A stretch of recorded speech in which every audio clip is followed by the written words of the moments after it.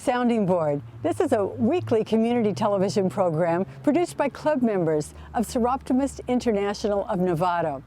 The mission of the organization is to help improve the lives of women and girls. We do this a lot by education and knowledge. And with that in mind, we're doing a series of 6 museums right here in the community of Novato. I have with me Jim Crumpler, who's a recently retired pharmacist from CVS. He's taken it as his personal mission to pull together the 6 diversely funded museums in the community and form an association, a museum association, so that they can share common resources. So, Jim, you've been the one to pretty much pull all these 6 programs together, but you know, they might not know what all 6 museums are, so let's go over it. So the Novato Museum Association is made up of this one. This is probably the furthest south, just about. This is Novato Hamilton Field History Museum. Hamilton Field Museum, and that's where we're going today. So that's the one we're standing in front of. About 2 blocks away from here is the other southernmost museum, and that's Marin Mocha, Museum of Contemporary Art. Then going farther north, you come to Ignacio, and that's a space station museum. It's 3. And you go up to Novato, and you turn on DeLong, and on DeLong you come to the Novato History Museum. Then you continue down Novato Boulevard, and you come to the Museum of American Indian. You get back on 101 and the frontage road, actually, and go up to Olompali State Park, where there's a museum there. Excellent. 6 really small museums, but they're close together. You can see almost all of them in a day. They all have something pretty interesting to see. So today we're going to go into the Novato Hamilton Field Correct. Museum. And you know, I'm looking at this building. It doesn't look really like it was designed to be a museum. So I think there's a little history there. Tell us about it. Well, originally it was designed to be with these big doors. It was designed to be a combination firehouse and police station. So the farthest door over there had an ambulance. That's where the ambulance were. These 2 big doors, and probably this one, were more, that door over there was more like the crash cart. With a plane crash, there was a special vehicle in there that would go out there. And then these were, the other 2 were basically for the fire engines. And they shared this building with the police officers, you know, police part, I guess, whatever it was. And this, you know, this was back in the early 30s. When aviation wasn't that big of a deal, because there wasn't an Air Force. You know, the Air Force didn't come into existence until 1947. You know, and originally, you know, like I said, airplanes weren't that big of a deal. They planned on putting lawns out here for the planes to land on. Lawns? Lawns. That's what they landed on in the 30s. Oh my gosh. Yeah. Well, this is exciting. Are we ready to go inside? We are. Yeah, it's cold out here. Let's go. Well, here's Ray Dwelly. How are you, Ray? Good to see you. Good to see you. Ray is the Director of Operations and Maintenance for the museum. So, and we know that you're kind of in charge of this welcoming area here. So tell us, what are people going to see when they come in here, Ray? When I first come in, they see a plaque and stuff of the fellow that designed the base. Howard Nurse? Was that? Howard Yeah. Nurse. I've heard his name. Then there's a DVD of they can watch of the whole history of the vase. We have a display of Lloyd Hamilton, who the base was named after. He was a World War I pilot and was shot down by ground fire. Oh, dear. You got to remember the planes back then didn't fly very high. Yeah. And we have a diorama that was built by Disney.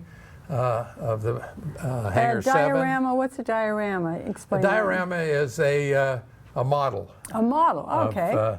Of a particular item. We have pictures around the wall of the base in several stages of being built on it. There's so much here. Got a display of flying tigers. They had some connection to us because 2 squadrons of bombers left from here to go with the Flying Tigers. Most people don't know that bombers were with the Flying Tigers on it. Another right in the center here is another diorama of the base in 1939. This is really clever.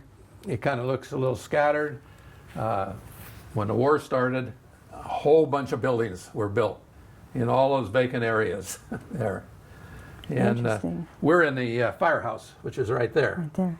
Now, I noticed these all have, they're all painted sort of a tile color, which makes me think of the community or the original designs by Captain Nurse. So tell us a little bit about that concept that he had. They were all in the Spanish motif. They were all in tile roofs.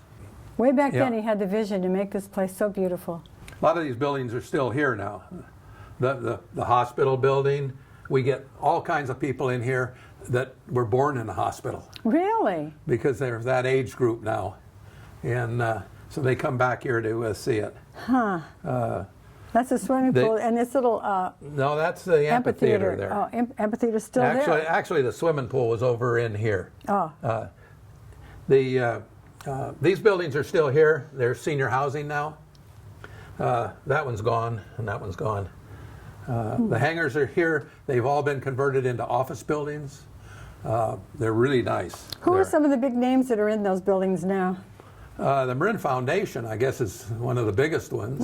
And U.S. Coast Guard. And the U.S. Coast Guard has hangars 1 and 2. There is no air operations out of here. Okay. The only thing that land here now are ducks and geese. The whole runway area here has been flooded and turned into wetlands. Right, right. No. And there's a beautiful path along there, a walking path, isn't there? Yes, there's a walking path that runs all along the back of the area right here, the whole length of it. Well, there's so much in here, Ray. It's just, it's impossible to cover right now, and we hope that this is what's going to excite people to come in and see more. What are there any highlights around here that we still need to talk about? The Hap Arnold, who was very instrumental in the development of the base, the Air Force. He was the only 5-star general in both the Army Air Corps and the Army Air Force. Originally, this was an Army base. It was the Army Air Corps. The Air Force itself did not come into existence until 1947. Got it. So it was our Army before that. Well, Hap Arnold lived up in Sonoma, and Arnold Drive is named after him now. Oh, really? Yeah. So, it's got a lot of history here. Well, I know there's a lot more than just here. Well, we've got a whole downstairs area where they used to keep the fire engines and everything. Really? Downstairs? Okay. Yeah, this was turned into an office building in 1958 because they had Before it became a museum then? Yeah. It was the firehouse had to move because of structural problems with the floor. And then it was turned into an office building, and then we got it in 2002. Shall we go downstairs? Or 2020. Sure. Okay, lead the way. Well, here's John Trumbull. Hi, John. Greetings, and welcome to the museum. Thank you for being here. I understand you've been a real active docent all along here with the museum and done some marvelous things and have a lot of knowledge. So here we are in this room of just fabulous treasures, and I see all these model planes behind me. So tell us about them. Oh, happily. This is the model of the B-10B bomber. That's for whom the base was built. But then when the Golden Gate Bridge got put up, and in the 30s, the active idea that maybe we were going to be invaded by Japan, the bombers were moved out of here and the fighters were moved from Crissy Field up here. These models that we have all along this wall were built by E-Ury, E-W-R-Y, E-Ury, a volunteer out of Mill Valley who's done an excellent job of constructing and painting and researching, so the planes are in the colors they would have been at if you showed up here at Hamilton and looked at them in real life. And they're all in order of the chronologic. We start out with the P-26 Pea Shooter, which is the first all-metal fighter plane in the United States Armory, and we go all the way down, all the way down to the F-106. These are not all the planes that flew out of Hamilton, but all these planes flew out of Hamilton. Right, got it. And they're all in the same scale. They're all 1 inch on the model equals 4 feet in real life. And they're little people that are set up here along next to some of the exhibits, about every other plane or so. And those people are scaled to about your size, probably, about 5 feet. So you can see how the planes have developed in terms of design and power and size and speed. It's just been the 40 years that Hamilton was open were just a marvelous period of development in aircraft. It was starting out very rapidly in the 30s with air races and dirigibles. Did you know, by the way, that we almost had the dirigible base here at Hamilton for international service from Tokyo to San Francisco? Wow. There was a Japanese consortium that actually proposed that when Hamilton was being considered. And you can tell that the dirigibles were important in development because Moffett was built about the same time that Hamilton was built, and it was built for dirigibles. So we were originally going to be a bomber base for the B-10, but then the B-17 came along, and it was too big and too heavy to fly out of Hamilton on the runway loaded. It could land here, and but it was too heavy to be stationed here, so they moved it out. Now during World War II, it came back, and we had B-17s flying out of here to Hawaii, but they were flying out stripped. They took all the guns off of it. They took everything out of it that wasn't necessary to ferry the aircraft over, which is the reason that the B-17s arriving on December 7th of 1941 were helpless. They were out of gas. They had no armament. There was nothing they could do to evade the Japanese, so they just had to land at Captain Nurse's other base. Oh, my. Because he went from here and designed Hickam Field and built it. Interesting. So this development of the aircraft is all laid out along here, and it's really fascinating it really to talk about. You can spend a lot of time looking at these models. You really did a good job. Excellent. Well, let's continue on around the building, because I know in the back corner is one of Jim Crumpler's favorite things, and that is where all the wrecks have been taking place in Marin County. Yes. Let's go look at it. Had some help with that one. So, John, this is the corner that has all the information and all the bits and pieces of the crashes, and there's Jim Crumpler's favorite thing on the wall over there. Let's look at it closely. But this is all the crashes that have happened in Marin County, is that right? Yes, there's a ranger for the Marin County Water District that patrols their open space area, the hills and around here and all of that. And he has made a hobby of collecting parts and pieces of various aircraft and researching the crashes. And this is a map that designates, it shows the designation of the planes that have gone down in Marin County, all the way from the old Impali crashes out here, a lot around San Rafael, and up here in the mountain areas. I understand there's one up in Mount Tam that even some of the rangers will point out that's still there as a big piece. Is that right? I think the one you're talking about is that there's an engine from a B-17 that still exists on the Scout Trail, but I think that's I think it's on Mount Riddell? Yeah, Mount Tamalpais, not on Mount Riddell. Okay, I think it's on the backside. Oh, okay. There were, I think, 2 or 3 fighter planes that went in a Red Hill and down in San Rafael. And these are parts that have been scattered around in the area that he's been recovering over a period of time. Some big pieces. And some of it is fairly large. This is a section of a landing gear out of a B-24 that landed almost across the freeway from us here in Novato. And then parts of a propeller. So there's up until this is one of the reasons that Hamilton was closed, was because the residents of Belmarin Keys got really nervous about the fact that planes were taking off over their houses. I could understand why. But I'm a little surprised that they didn't realize there was an air base here, which preceded their housing development by about 25 or 30 years. True. Oh, look on that wall. I see all kinds of photographs of women. What's going on there? There's a whole bank of photographs of women. Well, you know, it's always interesting to look at subgroups that have been here at Hamilton, and the WAF, the Women's Air Force, WASP, Women's Air Service Pilots.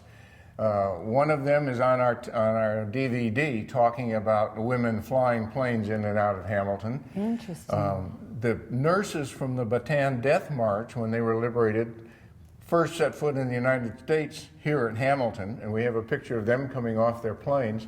But we've had a pretty good history of women activities here at Hamilton.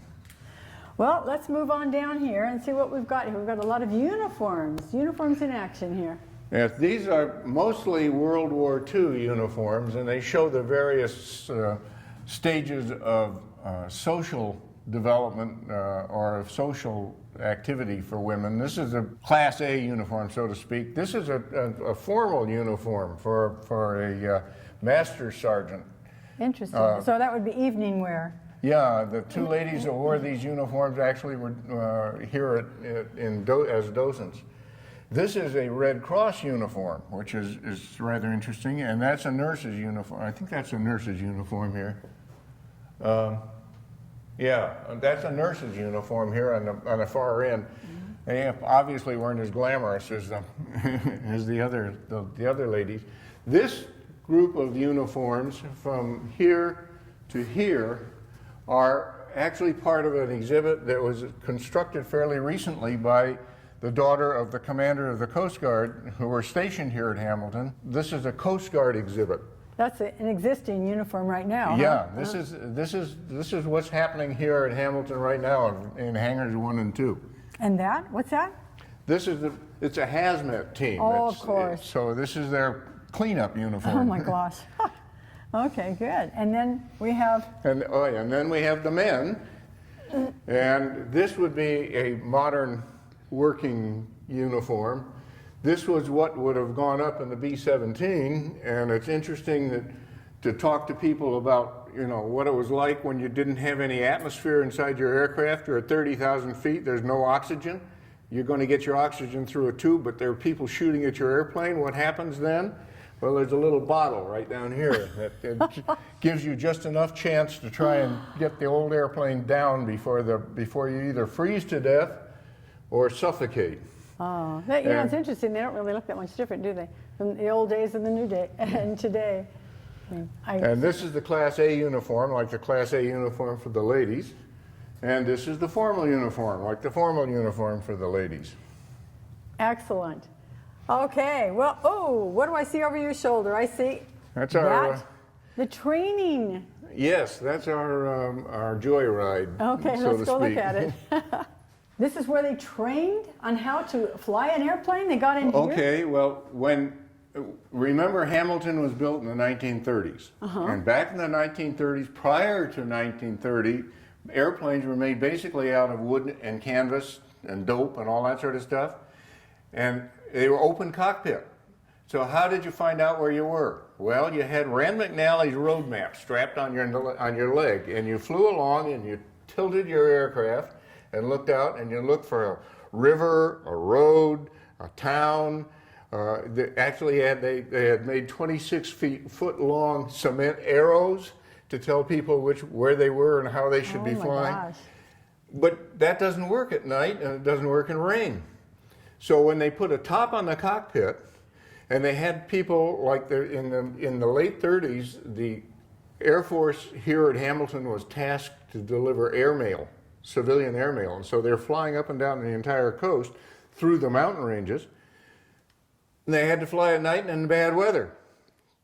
We were killing people doing that. Yeah. It was really tough. So Edwin Link, who was a maker of organs and nickelodeons, and was familiar with pumps and wiring and all of that, worked out this machine, which has a full-scale cockpit in it. You put the pilot in it, put the top down over him, he couldn't see what was going on. Then you told him that he had to fly a certain distance at a certain altitude for a certain time and then do a certain maneuver at the end of it. And over here was this orange-colored desk. There's a scribe that's over a map. So the operator of the link trainer can see where the pilot was flying. And the guy sat in here, and this is how he learned to fly in bad weather without being able to see where he was going. Interesting. Now remember, we didn't have radar in those days. We had tubes in all of our radios and things like that. And remember, with a vacuum tube, if you break the filament, the whole thing's dead. Oh, yeah. We didn't have GPS, so they didn't know where they were in the world. In fact, even in this machine, you can tell exactly what your plane is doing, but you can't tell where it's doing it. So it is highly possible to fly a perfect pattern in here and end up in the side of a mountain. Yeah. If the wind is too much for some reason or another. Wow. Anybody that's really interested in why this machine came about and the reasons for it should pick up some of the books relating Dupree on World War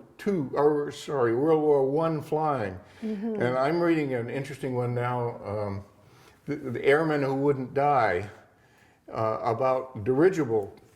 It's a true story about dirigible construction and development in England about the time of the Graf Zeppelin. And it gives you a feeling as to what the airmen were facing. And without computers and without transistors and without all of the guides that we have now, you had to be somewhat crazy, I think, to get up in one of those early planes. Really? But our people did it, and here we are. Well, decades later. Speaking of doing research and speaking of those books that you read, do you think there are any down there in the archives room? I think that Jim might possibly be able to show you just a little bit about the development of aircraft if you go down there, yes. Excellent. Let's go on down to the archives room. Well, here's the archivist. Hi, Jim. How are you? Hi, Carole. Jim Davenport, the official archivist for the museum.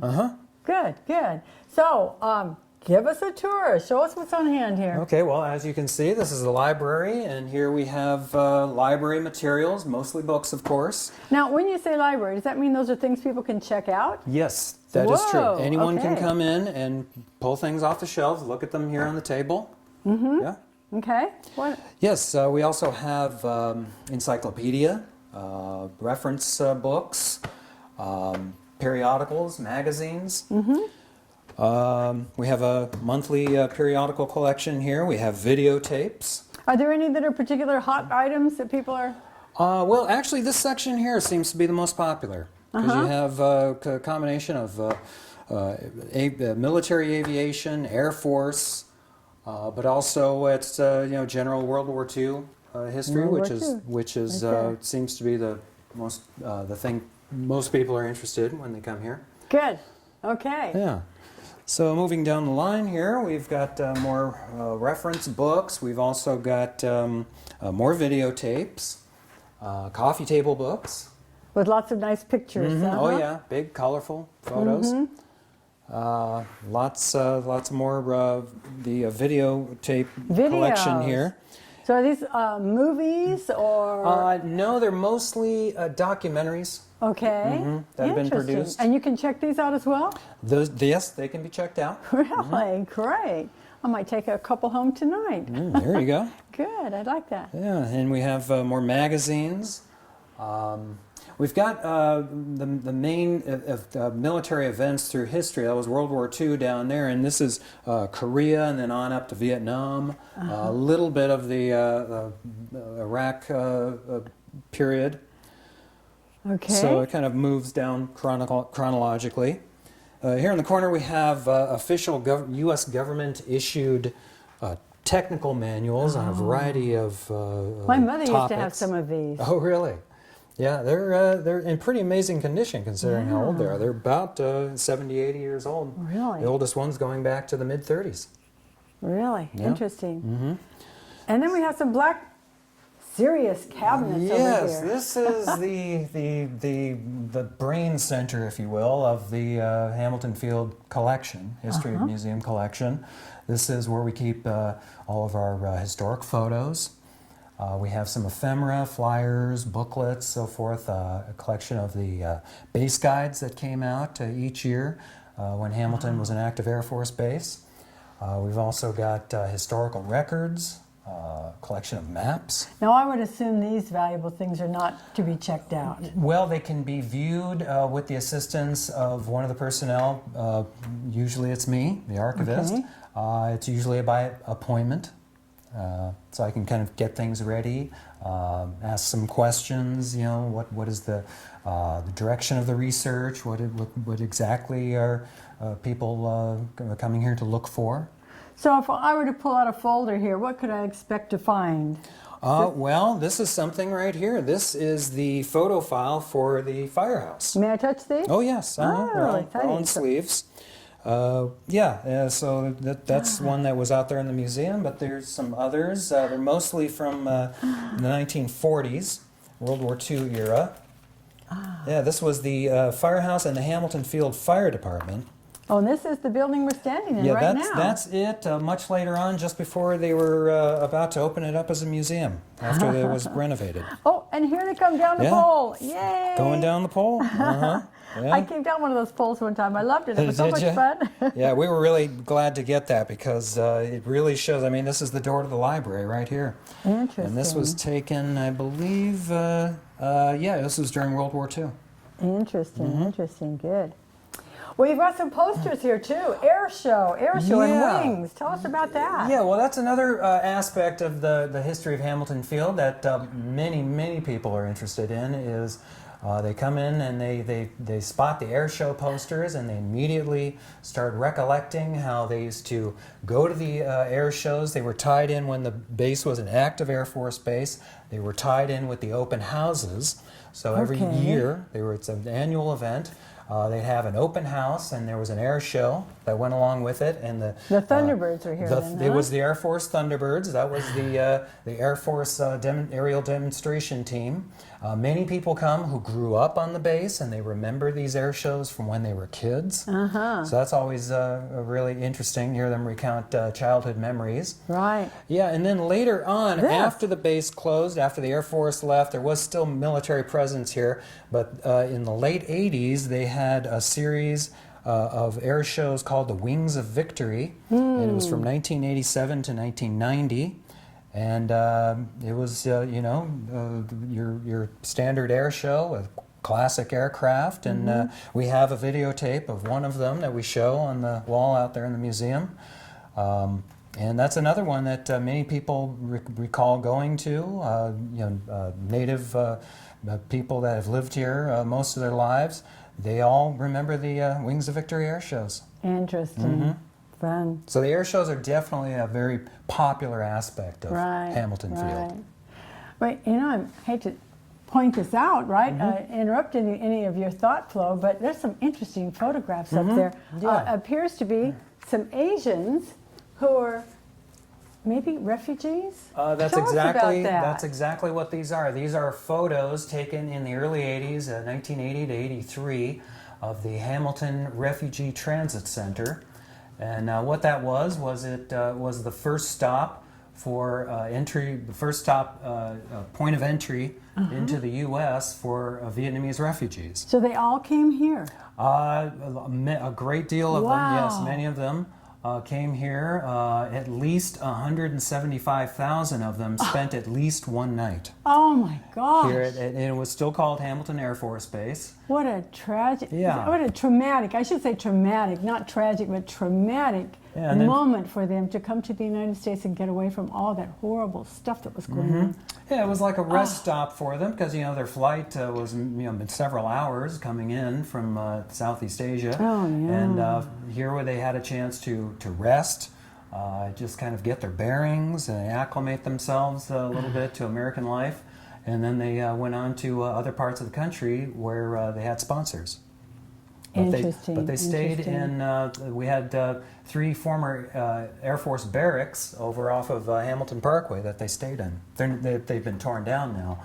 But these are significant photos, not just for the Vietnamese refugee aspect, but also it's the great shots of what Hamilton looked like in the early 80s. Yeah.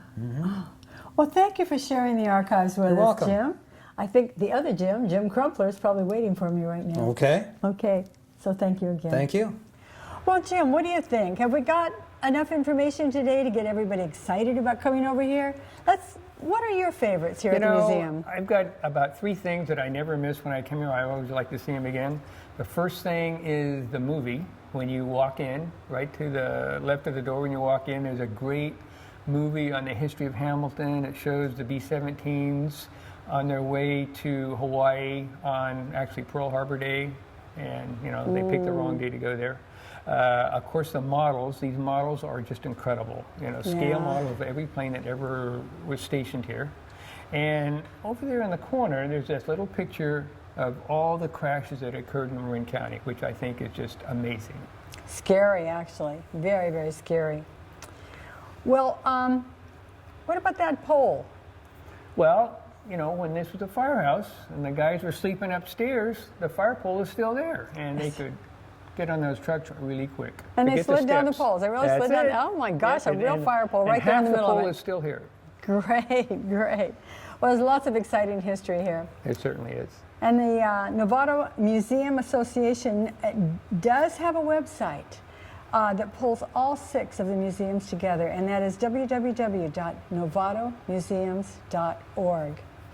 So at this time, I would like to give thanks to everybody who contributed today. Jim Crumpler, thank you again, And over thank and you. over again. Ray Dwelly, John Trumbull, and Jim Davenport were our very special guests today here at the Novato Field Museum. Marcus Oken and Nick Logan, who are the filming crew from the Novato Community Television, along with their boss, their manager, Pam Hesley. Thank you for being here. But, you know, most of all, I want to thank you, our viewing audience. Thanks for being here.